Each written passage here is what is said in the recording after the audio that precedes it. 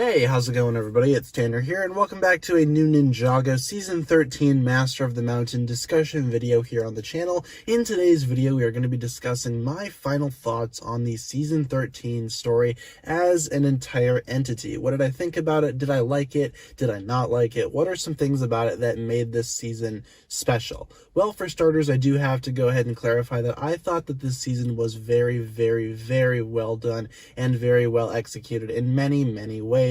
I thought it was a big improvement over Prime Empire, which already was very, very good in and of itself. But I really enjoyed Master of the Mountain a lot more than Prime Empire. And while Prime Empire was very unique and very well done as its own thing, I think that Master of the Mountain is just a little bit better. And I do think that that has to do with Cole's character, because Cole has always gotten the short end of the stick when it comes to Ninjago.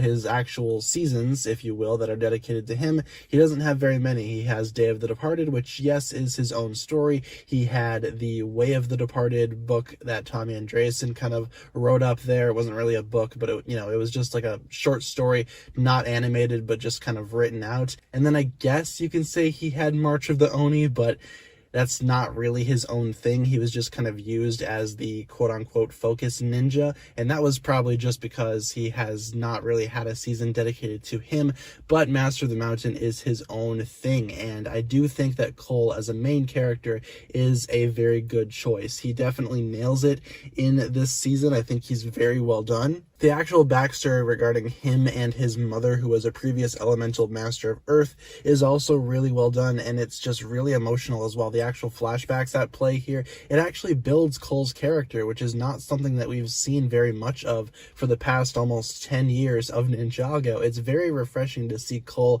get some love in this way and to actually have a full-on season dedicated to himself, just for himself and no one else. And that's kind of, I guess, where a complaint of mine kind of comes through as well, because the other ninja really don't do all that much. They each have their own little individual story arcs, but some of the ninja are kind of, I guess, a little bit more focused on than others. For example, Jay, I don't even remember anything that he said throughout the entire season. It just kind of felt like he was a background character, which I guess is appropriate, but all of the other ninja really don't have all that much to do. But I don't know, it's kind of a bad thing as well, and I want to complain about it, but at the same time, I'm really happy that Cole himself gets an entire season dedicated just to him. I also really enjoyed Princess Vania as well, and I do have to mention that Princess Vania is a very well executed character as well. She's just really fun to watch. She's really lively, and she really is just itching to get into battle, which in my opinion is very much adorable. And I've seen a lot of praise going out to her character, and rightfully so, because she's a really well done character this time around. And it kind of sucks that I don't really think we're going to be seeing that much of her later on in future seasons, because that's usually how it goes with like the one season, I guess, side character. We had that with Akita in season 11, we had that with Scott in season 12, and I have a feeling that Princess Vania is just going to be the season 13 example of that, which is kind of disappointing. But I thought for the time that she was actually in the series, she was really well done, and I'd love to see her come back. Her dynamic with Cole is just something that I really enjoyed out of this season in general, and I hope that we can see more of that later on. Fingers crossed for that. Also, Master Wu had a very, I guess, big role in this season as well, which of course is something that I predicted as well. But Master Wu actually has an interesting character arc, because after the ninja kind of went off on their own throughout the several, I guess, storylines of the last few seasons, Master Wu kind of feels like he's not needed anymore, which is a very interesting dynamic for his character to have. And I liked going ahead and seeing this identity crisis play out in this season, and actually having him get over that in the conclusion of the season was really well done as well. And just overall, the entirety of, I guess, those three characters, Cole, Vania, and Master Wu, those three characters all together actually create a very interesting environment for this season, and there's really nothing else like it in Ninjago. I thought that was really well done, and I can't really stress that enough. Also, some good things, the Skull Sorcerer as a villain, a lot of people have been complaining about him, but I don't really think he's all that bad. I do feel like he's just kind of bland, and it's very, very clear in this season that he is going to be set up as, I guess, a pawn, if you will, to a much larger plan, which I do appreciate. I like that cliffhanger ending, and I really like how they're just laying the groundwork for future Ninjago seasons. Somebody is buying the Venge Stone off of the Skull Sorcerer, and I can't wait to find out who it is, but the Skull Sorcerer himself is not a main villain. Sure, he's the main villain of this season, but in this entire bigger picture, he's really not all that important.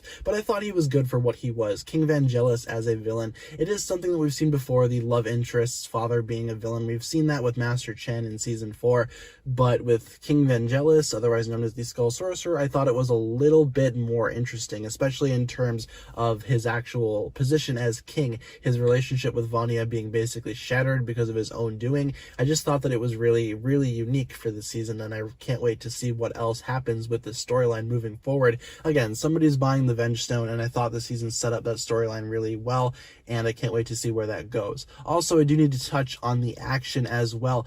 Earlier, before the season started, Tommy Andreasen had stated that Season 13, the conclusion, would have one of the best choreographed fights in all of Ninjago, and I was kind of looking forward to seeing what that was. And when Cole took on the Skull Sorcerer using the Blades of Deliverance that his mother had left for him, it was just overall just stunning to watch, and I cannot agree more with that statement. This fight is so well done. It's so well executed, and I keep on saying that, but it's true. A lot of the stuff in the season has been well executed, and this fight is no exception to that. I really was on the edge of my seat watching this. I hadn't really seen action like this, especially in the most recent Ninjago seasons. There hasn't been a lot of that, but this fight was very close quarters, very brutal, and just overall very intense to watch. It felt personal, and I want to see more Ninjago fights be like that later on. This fight had a lot going on with it. Again, Cole having, I guess, the motivation of his mother to go ahead and back up his actions was really well done, and I just cannot stress that enough. I really liked the final fight. All of the other battles throughout the season have been interesting as well, but this one absolutely blew me away. And talking about some other stuff in the season itself, I mean, the actual storyline is interesting, and I really thought it was well done. A lot of people consider it to be, I guess, a ripoff of Season 8, and I've already done a few videos touching on that. I don't really think so. Again, the whole aspect of the royalty and the princess as a love interest, that's been done before, yeah, sure, but overall, I think Season 13 pulls it off a lot better than Season 8 did, especially in terms of the princess herself and in terms of what the main ninja of that season is all about. And I do firmly agree that, again, Cole was very well done in the season. Talking about some other stuff as well, though, really quick, again, the hero suits for the ninja I think are really cool as well. Some of the suits for me really don't do it, but that's not really a matter of the season itself. It's more just a matter of whoever designed the suits this go around. But I think Cole looks great. I think Jay, Lloyd, Nia, I think they look great, but my main problem is with Kai and Zane. Kai is just really basic in terms of his suit design, and it really bothers me, and Zane is kind of a clustered mess, and he's kind of all over the place. But again, it's not an issue with the actual season itself. It's more like an issue with whoever designed the suits. But I just thought I should probably point that out. But the hero outfits themselves are unique to the season. Much like the Digi suits of Prime Empire, the hero suits of Master of the Mountain give the ninja a very unique silhouette, and I really enjoyed how they looked in the actual series. They look miles better than what the actual minifigures look like, and in the season itself, they have all these little extra details for it, and just overall, it's very well done. So hopefully we get to see more of these suits later on. The ninja do escape with them at the end of the season, so maybe we'll see more, but I have a feeling that at the beginning of Season 14, the ninja will just be switching back over to their Season 11 suits. And that is something that I do need to bring up as well really quick. Speaking about the hero suits and talking about the action, I really love the use of these shields. We haven't really seen the ninja use shields before in the series, but this season actually utilized them, and I thought they were just going to be a gimmick that the actual sets had in play, but after seeing how they work in the actual show and in the season itself, I really want to display all of the hero ninja with their shields. So I have a few Bricklink orders coming just because of how much I loved the actual action with the shields. It's just overall just very unique, and again, I can't really stress that enough. And I know I'm bouncing all over the place here, but the last thing I want to talk about is Cole's mother, because Lily, otherwise known as, again, Cole's mother, the previous elemental master of Earth, Lily actually played a very important role in the, I guess, setting up of the character of Cole, because she was kind of hinted at way back in Season 8, and we really didn't know exactly what happened to her, how she died, but we find that out in this season. season. She was very sick with some type of illness, and eventually she just kind of passed on from that. And it is very heartbreaking and very sad. We do see the flashbacks as well with Cole and his mother, and just overall,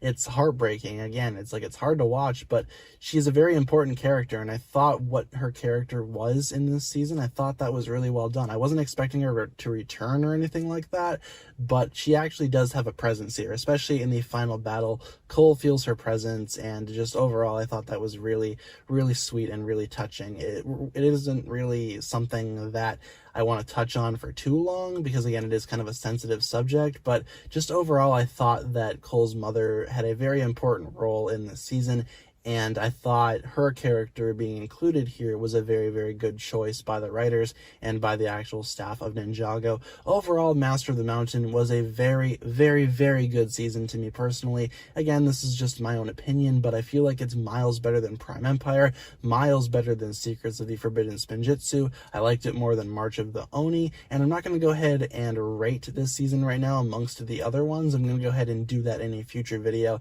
later down the line, but in this video, I just kind of wanted to express my final thoughts on Master of the Mountain, and I thought this season was very, very well done.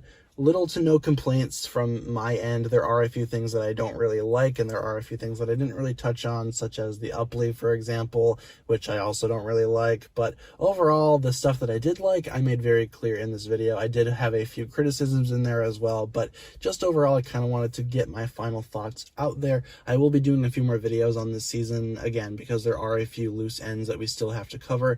But just overall, I thought it was very good. I loved it a lot. I loved watching it all the way through from start to finish. I was on the edge of my seat all the way through, and just overall, I really enjoyed Master of the Mountain. I thought that was very, very well done, and it's easily one of the better Ninjago seasons that have come out in recent years. So thank you so much for watching this video, guys. Let me know down below in the comments what you thought of Master of the Mountain, and hopefully you guys enjoyed this video. If you did, be sure to like, comment, subscribe, do all that fun stuff, and check out the links down below in the description for my other forms of social media. As always, big shout out goes out to my Patreon supporters, including once again the Marvelous Jan. Thank you guys so much for watching this video once again. My name is TannerFishies, and with that I bid you farewell.